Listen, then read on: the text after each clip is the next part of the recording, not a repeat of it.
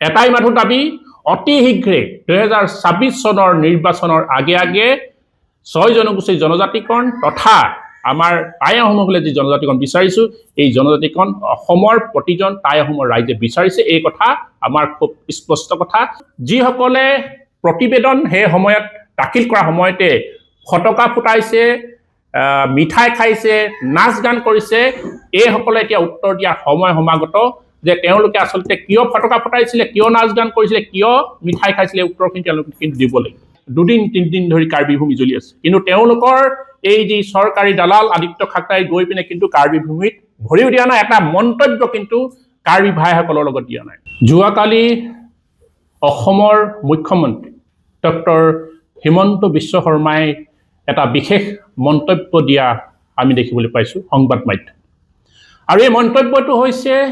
যে আগন্তুক যি নিৰ্বাচন আহি আছে 2026 বিধানসভা তাৰ আগে আগে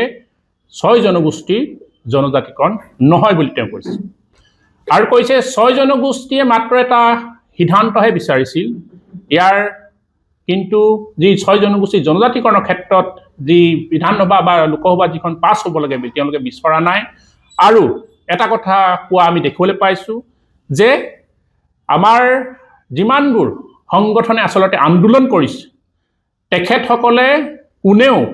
নিৰ্বাচনৰ আগত জনজাতিকৰণ বিচৰা নাই এনে ধৰণৰ মন্তব্য প্ৰদান কৰিছে গতিকে মই আজি সংবাদ মাধ্যমৰ যোগেদি অসমৰ মুখ্যমন্ত্ৰীক ৰাজহুৱাভাৱে কেইটামান কথা সুধিব বিচাৰিছো আৰু তেওঁ যিসকল দল সংগঠনে তেওঁ কৈছে যে এই 26 নিৰ্বাচনৰ আগত তেওঁলোকে জনজাতিকৰণ নাই কৰা বুলি গতিকে সেই দল সংগঠন আৰু যিসকল নেতাই তেওঁলোকৰ কথা পাতিছে সেই নেতাসকলৰ কথা ৰাজহুৱা কৰিবলৈ আমি টাইপাৰ কেন্দ্ৰীয় সমিতিৰ পৰা আহ্বান জনাইছো আৰু দ্বিতীয় কথাটো হ'ল বিগত সময়ত যি আন্দোলন হৈ গৈছে বিশাল বিশাল গণসমাৱেশ জোৰ সমতলৰ যি কাৰ্যসূচী হৈছিল এই কাৰ্যসূচীত আমি দল সংগঠনে মাত্ৰ নেতৃত্ব লৈছিলো গোটেই আন্দোলনটো ৰাইজৰ আন্দোলন আছে আৰু এই আন্দোলনত যদি কৰবাত যদি 10,000 মানুহ গোট খাইছে তাৰে 500 মানুহে সেই সংগঠনটো যিটো সংগঠন নেতৃত্ব লৈছে তেওঁৰ 500 হয়তো সংগ্ৰামী সতীৰ্থ আছে বাকি 9,500 কিন্তু ৰাইজ আছে গতিকে এই আন্দোলনটো ৰাইজৰ আন্দোলন আছিল আমি মাথো এই আন্দোলনটো নেতৃত্ব লৈ আগবঢ়াই লৈ গৈছো গতিকে আহোম জনগোষ্ঠীৰ প্ৰত্যেকজন ব্যক্তিৰ এটাই মাথো দাবী অতি শীঘ্ৰে 2026 চনৰ নিৰ্বাচনৰ আগে আগে 6 জনগোষ্ঠীৰ জনজাতিকৰণ তথা আমাৰ টাই আহোমসকলে যি জনজাতিকৰণ বিচাৰিছো এই জনজাতিকৰণ অসমৰ প্ৰতিজন টাই আহোমৰ ৰাইজে বিচাৰিছে এই কথা আমাৰ খুব স্পষ্ট কথা ইয়াত কোনোবা যিসকল দল সংগঠনৰ নেতাই যিসকলে ৰাইজক ঠগি দালালি কৰিছে এই সকলক আমি আজি সাৱধান বাণী শুনাইছো আমাৰ কেন্দ্ৰীয় সমিতি সংবাদ মাধ্যমৰ পৰা 2 নম্বৰ কথা হ'ল যিসকলে প্ৰতিবেদন সেই সময়ত দাখিল কৰা সময়তে ফটকা ফুটাইছে মিঠাই খাইছে নাচ গান কৰিছে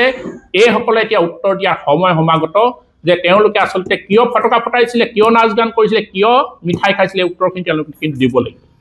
যদি মুখ্যমন্ত্ৰীয়ে কৈছে 6 জনগোষ্ঠীৰ জনজাতিকৰণ নিৰ্বাচনৰ আগতে নহয় তেতিয়াহ'লে কিয় তেওঁলোকে ফটকা আৰু মিঠাই খাইছিলে এই কথাখিনি ৰাইজৰ আগত উত্তৰ দিয়াটো আমি দাবী জনাইছো আৰু 3 নম্বৰ কথাটো হৈছে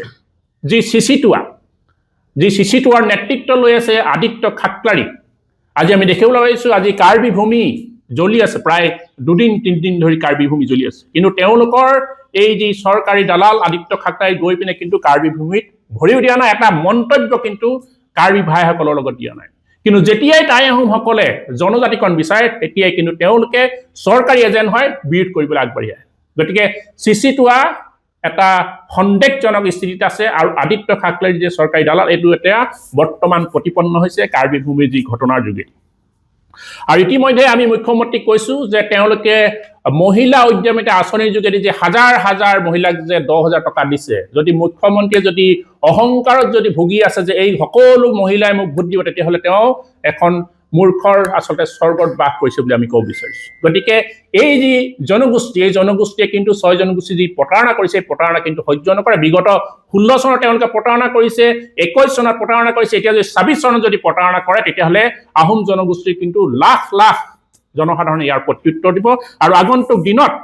আমি এটা কথাই কৈছো যে উজনি অসমৰ 43টা সমষ্টিৰ ভিতৰত যি 25টা সমষ্টি আছে, যি আহোম অধ্যুষিত অঞ্চল আছে, এই আহোম অধ্যুষিত অঞ্চলত কিন্তু বিজেপিক আমি পৰাভূত কৰিম, আজি আমাৰ তৰফৰ পৰা স্পষ্ট কৰি দিলোঁ। 2 নম্বৰ কথাটো হ'ল আগন্তুক দিনত সৰ্বাত্মক আন্দোলনবোৰ পুনৰ আৰম্ভ হ'ব অসমত, অৰ্থনৈতিক অৱৰোধ, জংগী আন্দোলনৰ দৰে আৰম্ভ হ'ব, তাৰ লগতে যিমানবোৰ আচলতে কেন্দ্ৰীয় নেতৃত্ব আহিব, প্ৰধানমন্ত্ৰী আৰম্ভ গৃহমন্ত্ৰী বা তেওঁলোক কিন্তু বিৰোধ কৰা হ'ব। আগন্তুক 29 তাৰিখে গৃহমন্ত্ৰী অমিত শ্বাহ আহি আছে, গৃহমন্ত্ৰী অমিত শ্বাহ কিন্তু টাইপাৰ তৰফৰ পৰা তেওঁক বিৰোধ কৰা হ'ব আৰু তেওঁলোকৰ অহাৰ কাৰণে প্ৰতিবাদ কৰা হ'ব। গতিকে আমি পুনৰবাৰ কওঁ যে মুখ্যমন্ত্ৰীয়ে যি প্ৰতিশ্ৰুতি দিছিলে প্ৰথমখন নিৰ্বাচনৰ জিকাৰ পাছতে, প্ৰথম যি সংবাদমেল দিছিলে, তেওঁ কৈছিল যে মোৰ কাৰ্যকালতেই এই 6 জনগোষ্ঠী গোটেই ব্যৱস্থাটো তেওঁ সমাধান কৰিব বুলি। এতিয়া তেওঁ শেষ মুহূৰ্তত আজি জনাইছে ডিচেম্বৰ মাহত যে মোৰ কাৰ্যকালত এয়া সমাধান নহয়। গতিকে এই মিথ্যাচাৰ আমি সহ্য নকৰো। এনেধৰণৰ প্ৰত্যেকবাৰেই যি ললিপপ বিজেপি চৰকাৰে দিছে, তাৰ কাৰণে বিজেপিক আমি সাৱধানবাণী শুনাইছো আৰু পুনৰবাৰ কৈছো আগন্তুক 26ৰ নিৰ্বাচনত তেওঁলোকে পৰাজিত হ'বলৈ সাজু হৈ থাকক, যদিহে 26ৰ আগত তেওঁলোকে 6 জনগোষ্ঠী জনজাতিকৰণ তথা টাই আহোমসকলৰ জনজাতিকৰণ প্ৰদান নকৰে। ধন্যবাদ।